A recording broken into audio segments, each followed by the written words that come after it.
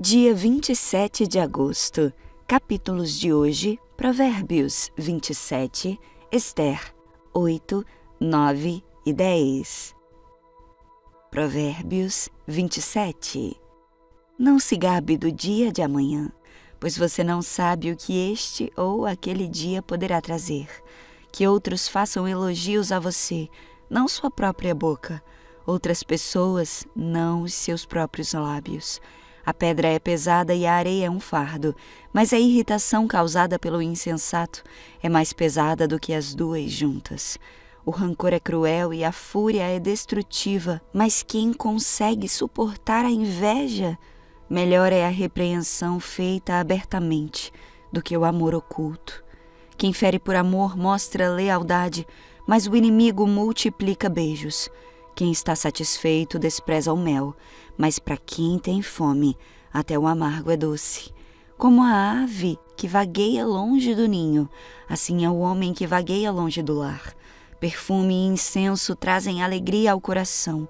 Do conselho sincero do homem nasce uma bela amizade. Não abandone o seu amigo nem o amigo de seu pai. Quando for atingido pela adversidade, não vá para a casa de seu irmão. Melhor é o vizinho próximo do que o irmão distante. Seja sábio, meu filho, e traga a alegria ao meu coração. Poderei então responder a quem me desprezar. O prudente percebe o perigo e busca refúgio. O inexperiente segue adiante e sofre as consequências.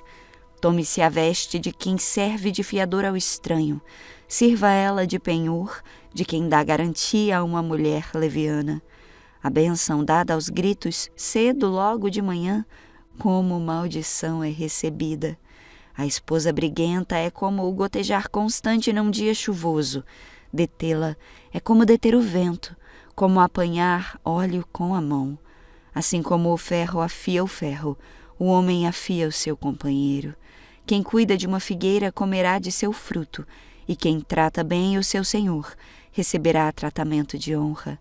Assim como a água reflete o rosto, o coração reflete quem somos nós. O abismo e a destruição são insaciáveis, como insaciáveis são os olhos do homem. O crisol é para a prata e o forno é para o ouro, mas o que prova o homem são os elogios que recebe. Ainda que você moa o insensato, como trigo no pilão, a insensatez não se afastará dele. Esforce-se para saber bem como suas ovelhas estão. Dê cuidadosa atenção aos seus rebanhos, pois as riquezas não duram para sempre, e nada garante que a coroa passe de uma geração a outra. Quando o feno for retirado, surgirem novos brotos e o capim das colinas for colhido, os cordeiros lhe fornecerão roupa, e os bodes lhe renderão o preço de um campo. Haverá fartura de leite de cabra para alimentar você e sua família e para sustentar as suas servas. Ester 8. Naquele mesmo dia, o rei Xerxes entregou à rainha Ester os bens de Amã, inimigo dos judeus. Então Mardoqueu foi trazido à presença do rei, pois Ester havia contado ao rei que ele era seu parente. O rei tirou do dedo o anel com o selo real que ele havia tomado de volta de Amã e o entregou a Mardoqueu.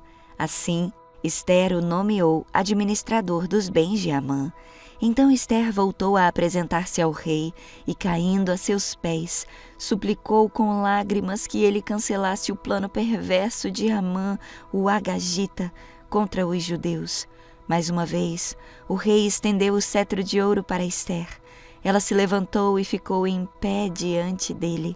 Disse ela: se parecer bem ao rei, se conto com seu favor, se o rei considerar correto e se tenho agradado ao rei, que seja publicado um decreto anulando as ordens de Amã, filho de Amedata, o Agagita, para aniquilar os judeus em todas as províncias do rei. Pois como eu suportaria ver meu povo passar por tal calamidade? Acaso poderia assistir à destruição de minha própria família? O rei Xerxes disse à rainha Ester e ao judeu Mardoqueu: entreguei a Ester os bens de Amã, e ele foi enforcado porque tentou destruir os judeus. Agora envie aos judeus um decreto em nome do rei, dizendo o que vocês acharem melhor, e selem-no com um anel do rei. Lembrem-se, porém, de que o que já foi escrito em nome do rei e selado com seu anel não pode ser revogado. Assim, no dia 25 de junho, os secretários do rei foram convocados e um decreto foi redigido exatamente da forma como Mardoqueu ditou. O decreto foi enviado aos judeus, aos mais altos oficiais do rei, aos governadores e aos nobres de todas as 127 províncias, desde a Índia até a Etiópia. As ordens foram redigidas na escrita e na língua de cada povo do império, incluindo as dos judeus. Mardoqueu escreveu o decreto em nome do rei Xerxes e o selou com o anel do rei. Enviou as cartas por mensageiros montados em cavalos velozes, criados nas estrebarias do rei. O decreto do rei concedia aos judeus de todas as cidades autoridade para se reunirem e defenderem a própria vida, permitia que destruíssem e matassem e aniquilassem qualquer exército, de qualquer nacionalidade ou província, que os atacasse, ou a seus filhos e esposas. Também permitia que tomassem os bens de seus inimigos. A data marcada para que isso acontecesse em todas as províncias do rei Xerxes era 7 de março do ano seguinte. Uma cópia do decreto devia ser publicada como lei em cada província e proclamada a todos os povos, a fim de que os judeus estivessem preparados para se vingar de seus inimigos na data marcada. Por ordem do rei, os mensageiros saíram a toda pressa, montados em cavalos velozes criados nas estrebarias do rei. O decreto também foi proclamado na fortaleza de Suzã. Mardoqueu saiu da presença do rei, vestido com trajes reais em azul e branco, uma grande coroa de ouro e um manto de linho fino e tecido vermelho, e o povo de Suzã comemorou alegremente o novo decreto. Os judeus se encheram de felicidade e alegria e foram honrados em toda parte. Em cada província e cidade, em cada lugar onde o decreto do rei chegava, os judeus se alegravam muito e comemoravam com grandes banquetes, festas e feriados. Muitos que pertenciam a outros povos do império se tornaram judeus porque temiam o que os judeus pudessem fazer com eles. Esther 9. Assim, no dia 7 de março, os 2 decretos do rei entraram em vigor.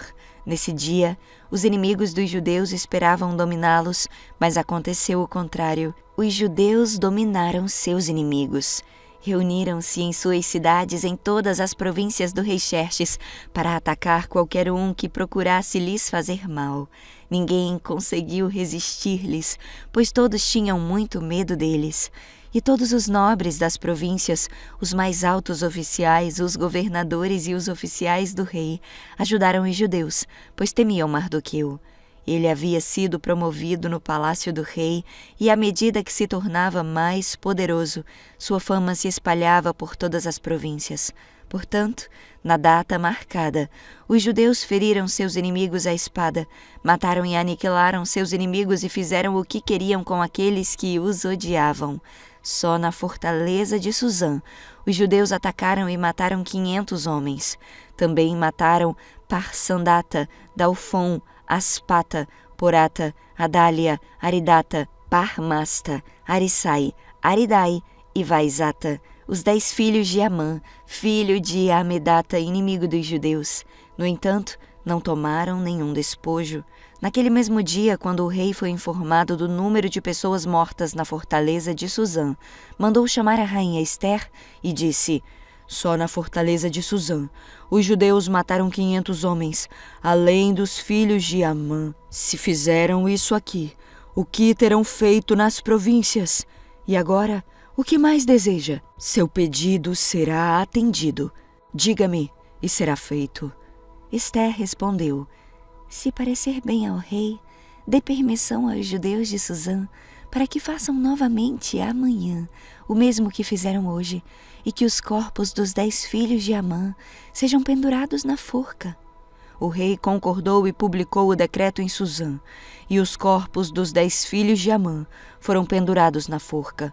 Então, no dia 7 de março, os judeus de Suzã se reuniram e mataram 300 homens, mas uma vez, porém, não tomaram nenhum despojo.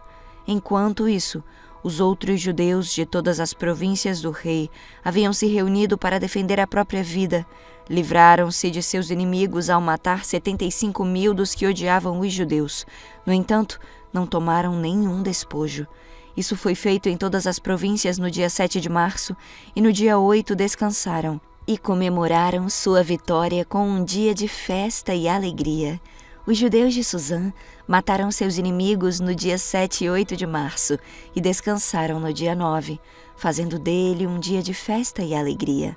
Por isso, os judeus que vivem em povoados nas regiões rurais celebram a festa anual nesse dia determinado, data em que se alegram, festejam e presenteiam uns aos outros com alimentos.